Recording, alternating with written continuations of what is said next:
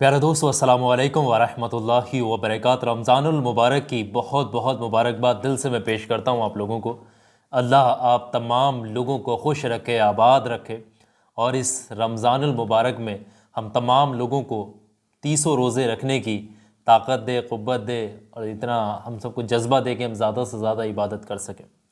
दोस्तों, हम साल भर तक अलग अलग किस्म के वजीफ़े पढ़ते रहें, कोई से भी वजीफ़े हम साल भर तक पढ़ते रहें, पूरे वर्ष भर हम कोई भी वज़ाइफ पढ़ते हैं, लेकिन रमज़ानुल मुबारक के महीने में और ख़ास तौर से चांद के वक्त पे जो दुआ पढ़ी जाती है, जो वजीफ़ा पढ़ लिया जाता है, उसकी फजीलत आपको बकाया पूरे साल नहीं मिल सकती।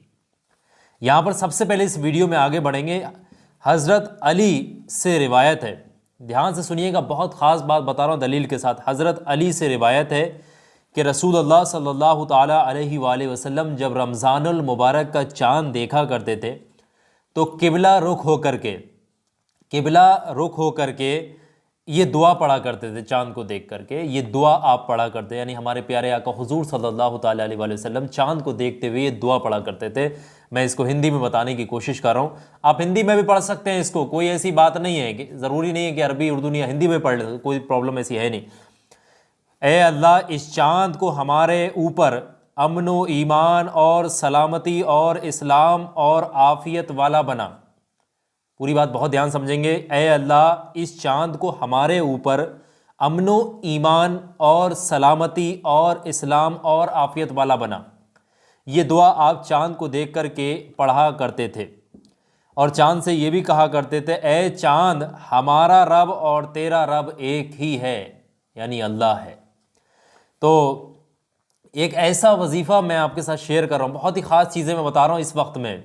ये मुझे पहले बता देना चाहिए, थोड़ा सा लेट हूँ मैं। पिछले बार मैंने दूसरा एक वजीफ़ा बताया था, चाँद को देखने के बाद पढ़ा जाता है। ये चाँद को देखने की दुआ भी पढ़ी जाती है, ये भी ध्यान से समझिएगा कि एक ऐसा वजीफ़ा है जिसको चाँद को देख करके अगर पढ़ेंगे तो खुदा की गैबी मदद से तंगदस्ती का नामो निशान हमेशा के लिए मिट जाएगा। कभी किसी की मोहताजी साल भर तक आपको देखने को नहीं मिलेगी, कभी किसी का मोहताज नहीं होगे, कोई ऐसी परेशानी आफत बला आपके सामने नहीं आएगी जो आपको परेशान कर सके। कभी भी आपके पास खैर व बरकतों का नुज़ूल ख़त्म नहीं होगा, गैबी मदद आपको इंशाल्लाह साल भर तक मिल। जिस तरीके से मैंने बताया कि रमज़ान में जिस तरीके से हम अमाल करते हैं, जो इबादतें करते हैं, उसका सिला हमें पूरे रिमेनिंग ऑल 11 मंथ्स हमें मिलता रहता है, यानी पूरे साल हमें उसका अजर मिलता रहता है। तो आप अंदाज़ा लगा सकते हैं। तो ज़्यादा से ज़्यादा लोग इसको समझें और आगे पहुँचाएँ इस चीज़ को, नेक चीज़ है। तो एक छोटा सा वजीफ़ा भी है जिसको पढ़ा जाता है रमज़ान का चाँद देखने के बाद, मगरिब की नमाज के बाद। आप इस जो है मगरिब की नमाज अदा करने के बाद आप इसको पढ़ सकते हैं। पढ़ना कुछ इस तरह थोड़ा सा दीगर वज़ाइफ से अलग है, ये थोड़ा सा पढ़ने का तरीका समझ लें। इसमें सबसे पहले तो आप जैसे ही चाँद देख लेंगे, आपने कोई और सा वजीफ़ा पढ़ रहे हैं तो उसके बाद ये दूसरा वजीफ़ा भी पढ़ सकते हैं। ज़रूरी नहीं कि एक ही दो वजीफ़े भी पढ़ सकते हैं, 3 भी पढ़ सकते हैं। उस वक्त में जितनी दुआएं मांग लेंगे, जितनी इबादत कर लेंगे, उतनी कम होती है। समझ रहे हैं, रूहानी चीज़ें हम बता रहे हैं, तो बहुत ध्यान समझिएगा। सबसे पहले आपने शुरुआत में एक बार दुरूद पाक पढ़नी है। आप रमज़ान का चाँद देख चुके हैं, खबर मिल गई, आप नीचे घर में बैठ कर भी इसको पढ़ सकते हैं। खबर मिलने के बाद सुकून से आसानी के साथ भी इस वजीफ़े को पढ़ सकते हैं। आपको भाई इत्मीनान हो गया, हाँ भाई चाँद हो गया है, अब आप बैठ करके ये वजीफ़ा पढ़ सकते हैं। पढ़ने का तरीका ये है कि सबसे पहले शुरुआत में एक बार दुरूद पाक पढ़िएगा, जो भी दुरूद पाक आपको याद है। नमाज में जो पढ़ते दुरूद इब्राहीमी वो पढ़ सकते हैं, नहीं तो सबसे छोटा दुरूद पाक सल्लल्लाहु अलैहि वसल्लम, इसको भी पढ़ा जा सकता है। और जैसे ही पढ़ लेंगे उसके बाद में एक मरतबा आपने आयतल कुर्सी पढ़नी है। समझ रहे, एक मरतबा आयतल कुर्सी पढ़नी है और एक मरतबा आपने पढ़नी है सूरह फलक और एक मरतबा पढ़नी है आपने सूरह नास। ये तीनों चीज़ों को नोट फरमाइएगा। एक बार आयतल कुर्सी है, फिर सूरह फलक है और फिर सूरह नास है। और इतना पढ़ने के बाद एक बार आपने सूरह तौबा की आखिरी आयत, यानी कि लास्ट आयत, आयत नंबर 51 के समथिंग रेफरेंस में दे दे रहा हूँ, सूरह तौबा की है। ये आपकी स्क्रीन पर भी दिखा दे रहा हूँ, ये आयत ढूंढने में दिक्कत होगी।